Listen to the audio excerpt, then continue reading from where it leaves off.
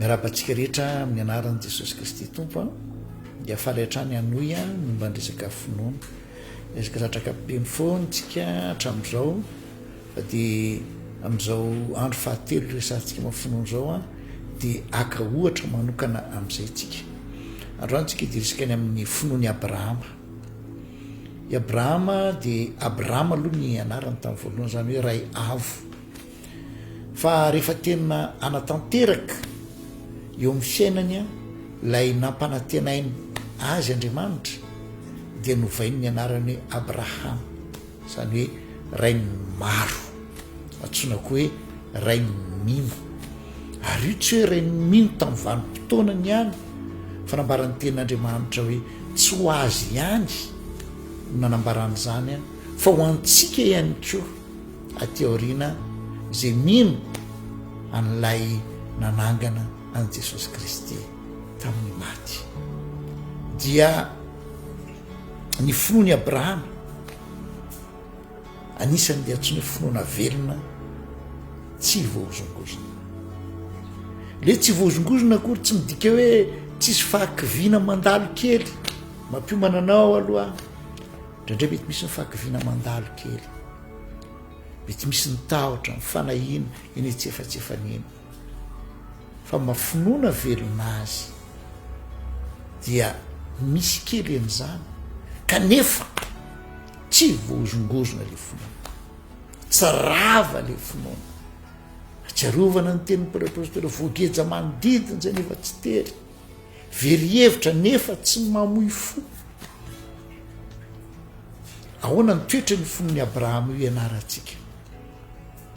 Ny finoany Abrahama dia miorina amin'ny teny fikasana zany hoe teny fampanantenana nomen'Andriamanitra azy. Tianana finoana velona takany Abrahama ve ianao? Aza orina amin'ny teny fampanantenan'olombelona ny finoanao ny fiainanao. Ny olombelona mety mahatanteraka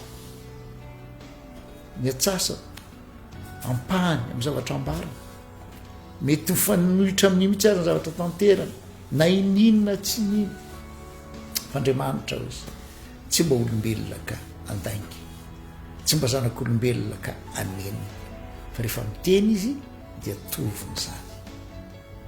I Abrahama dia nitenenin'Andriamanitra hoe miainga ianao fa hoentiko any amin'ny tany holovainao sy ny taranakao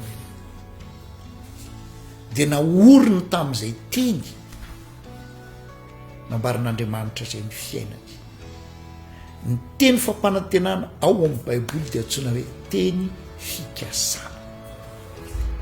I Abrahama tsy nanorina ny fiainana tamin'ny zava-misy hitany manodidina. I Abrahama tsy nanorina ny fiainana tamin'ny kajikajy nataony dia tokony zao io dia ohatr' zao ny afarahany io dia zao zany ny tokony ataoko. Zako hoe tsy milaza aminao kosa hoe aza manao kajikajy eo ny fiainana fa zahaorina amin'izany tahaka ny trano anie tsy fototra fotsiny. Rehefa miresaka ny Abrahama atsika zao dia miresaka fototra miankina amin'ny fototra ny amafy ny trano sy ny amin'ny endriky ny trano fa raha tsy mafy fototra le trano raha tsy lalina le fototra raha tsy miorina amina zavatra mafy le trano mianjely izy na tsy afaka miakatra avo tsy azo atao ho lehibe tsy azo an'irenina zavatra mavesatra eo ambony fototra ny fototry ny finoana velona dia ny teny fikasan'Andriamanitra. I Abrahama nomen'Andriamanitra teny fikasana dia nibanjina n'izay izy. Izy ny ahoany Kristy amin'izany tsaro fa ny fitambarany teny fikasan'Andriamanitra dia Jesosy Kristy. Manana ny Jesosy Kristy ianao dia dikan'izay manana ny teny fikasan'Andriamanitra rehetra ianao. Tsaro le teniny ao amin'ny Jaona toko voalohany tamin'ny voalohany teny dia ny teny tao amin'Andriamanitra ary ny teny ty Andriamanitra dia ary amin'ny rehefa mitoy ariarindrina kely ary izy hoe ary ny teny dia tonga nofo ka nonona tamintsika. Izy le teny tonga nofo Jesosy Kristy. Ako ny tenin'Andriamanitra hoe nafiry teny fikasana dia ao amin'i jesosy kristy ny eny ary amin'ny alalany ny amen.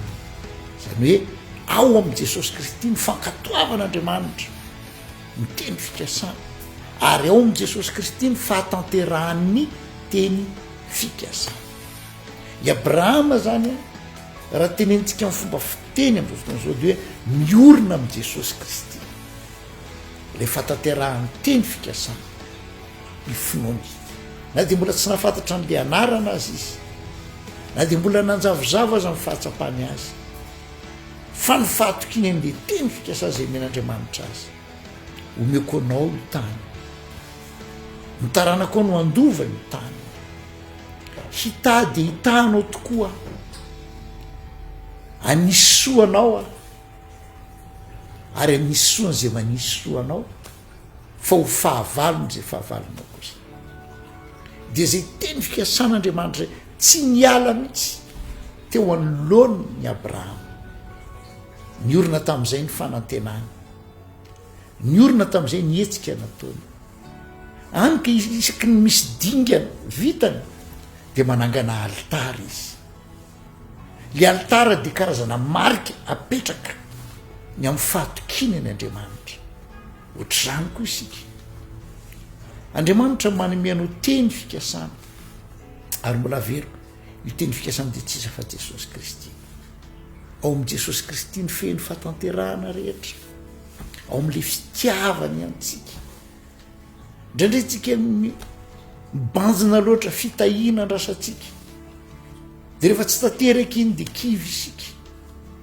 Indraindray tsika ohatra hoe mila fahasitranana, tsy miseho le izy araka ny eritreretantsika azy na araka ny fotoana nandrasantsika, dia kivy isika. Zany zatram-barako anao, aza fantoka amin'ilay zavatra andrasanao, afantoy amin'i Jesosy Kristy ilay fatanterahany teny fikasan'Andriamanitra rehetra. I Abrahama antsoiny hoe rain'ny mino izy, nisy hatra mifanohitra tamin'le ny fisehoan'ny fiainany, dia tahaka ny fanohatra tamin'le fampanentanana men'Andriamanitra. Ry Andriamanitra, ataoko maro ny taranakao, izy nefa mbola tsy nitera, efa ho 100 taona izy, isara efa nitsahatra mafomba be vavy azy araka ny fitenitsika amin'izao efa ménopause sara, tsisy fanantenana intsony zany ahoana no mbola hiterahan-drareo. Fa rehefa nanamafy indray Andriamanitra ny teny fikasana, dia nino izy dia tanteraka tamin'ny teny fikasan'Andriamanitra. Zay koa ny ampaherezako anao, aoreno amin'ny tenin'Andriamanitra ny fiainanao, azahorina amin'ny teniny eo, azahorina hoe efa manombonomboka toy izao le izy ka mino fa hitranga amin'izay le zao, tsia. Indraindray dia misy olona mihitsy maminany ohatra fotoana fahavokarany voatabia, dia miteny le mpitoro-teny anankiray, nazo fanambarana avy amin'Andriamanitra fa miterina ny tio vokatra ve mivoatabia, anao moa tsy vokatra ko fotoana fahavokarany ko. Zay le miorina amin'ny fahalalana zava-misy fotsiny, fa ny finoana velona dia miorina amin'ny teny fikasan'Andriamanitra, ary ny teny fikasan'Andriamanitra dia ny fitambarany dia Jesosy Kristy. Rehefa feno an' Jesosy Kristy ny fiainanao, dia milaza aminao misy teny fikasana tsy angatahanao kory ary ny fahatanterahana, fa ho tanteraka aminao. I Abrahama antsoiny hoe rain'ny mino, satria dia zao tsy nianahany izy rehefa nomen'Andriamanitra teny, fa niraisy ny ampinoany zany.